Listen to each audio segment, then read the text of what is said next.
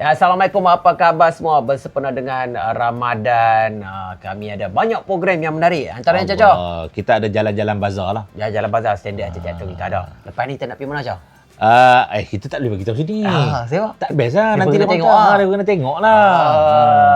Selain pada jalan-jalan bazar, kita ada juga program-program untuk bazar Hari Raya macam biasa kita Bazar jalan. Raya kita ada juga. Dan kita ada juga rancangan masakan. Rancangan masakan ada juga. Lepas tu ada juga program jalan-jalan yang lain juga ada. Betul. Jadi teruskan support untuk kita punya channel Foodie Fendi. Dan juga jangan lupa support Abang Donat channel Caca Raja Lawak, sosmed yang ada di TikTok, Facebook juga Instagram. InsyaAllah. Terima kasih yang support selama ni lah untuk program kita, apa saja yang kita buat insyaAllah. Dan doakan yang baik-baik lah untuk kita, bagi komen yang muni-muni lah. Betul. Dan jangan lupa komen-komen juga kat bawah ni. Bazar Ramadan mana yang pun nak tengok kami pergi.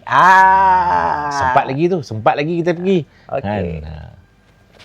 Ucapan puasa lah. Jangan puasa. Okey, pada sahabat-sahabat semua, macam biasa, kalau tengok muka saya orang akan cakap apa?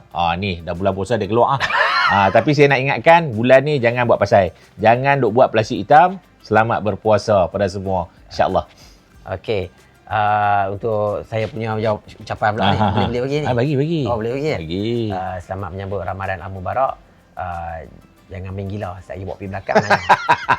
Puasa jangan tak puasa. Cuba makan. Baluna.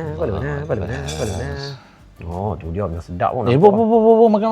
Wih, ni makanan raya ni Caca. Ya Allah. Bagi tahu kat hang, tiap-tiap tahun kalau makan hari raya ni ketupat tak jadi. Betul. Tak jadi. Dia orang kita belah sana kena ketupat palas lah. Tok-tok yang buat ketupat palas tu. Ya. Dia kena yang lemak-lemak. Pasal apa sampai terlentok ni tu? Ketupat yang dibuat ni. Ya Allah, aku nak cakap. Rasa. Lemak, manis, semua cukup. Sampai naik belum rama. Sampai naik belum rama. Tertidur. Dia punya lemak. Sedap ni, ketupat mana ni?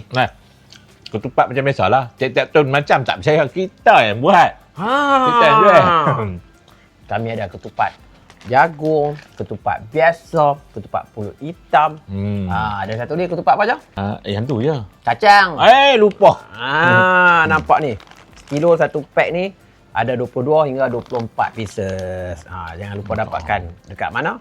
Kita ada letak link juga kat bawah sana, nombor telefon semua. Apa boleh roger lah. Scan lah kita punya QR code tu. Kan? Beli yang tak beli.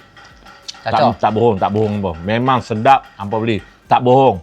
Tahun lepas kita buat sale hampir 7 tan. Betul.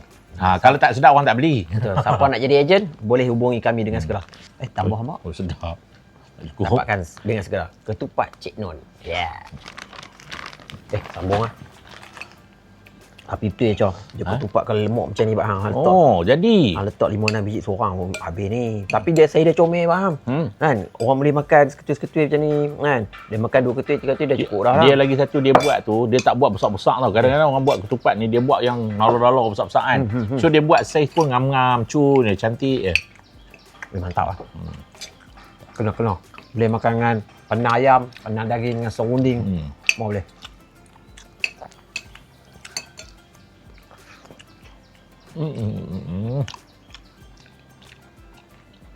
Sedap.